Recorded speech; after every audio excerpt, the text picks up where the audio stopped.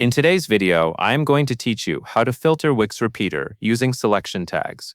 This is a useful technique when you want visitors to narrow down a list of items based on categories they choose. You will set it up inside Wix Editor by connecting a selection tags element to your repeater through the dataset you are already using. First, open your Wix Editor. Take a moment to make sure you are in the correct site and page where your repeater is located. Having the right page open helps you avoid setting things up on the wrong place. Once the page loads, you should be able to see the design area and the panels where you add and manage elements.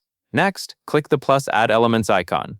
This icon is where Wix lets you bring new UI components onto the page. Click it and wait for the panel to appear. In the panel, you will search for a specific element that can represent categories that a visitor can select. This is what will drive the filtering behavior later. Now select Input and add a selection tags element.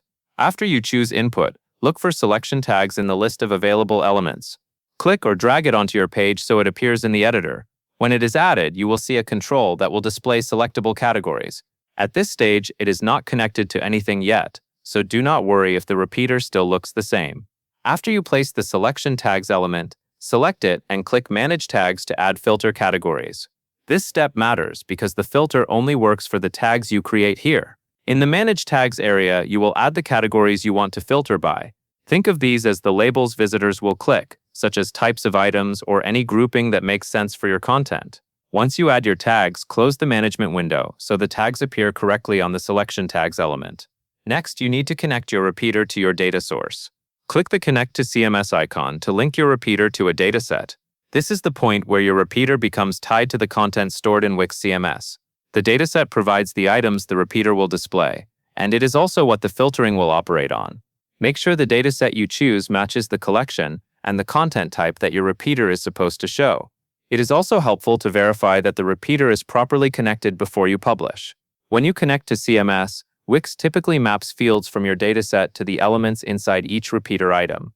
If your images, titles, or other elements are already showing in the repeater layout, that is a good sign the dataset connection is correct. If you notice nothing appears, you may need to return to the repeater connection settings, but keep the focus on linking it to the right dataset. Once everything is connected and your selection tags are defined, you are ready to make the changes live.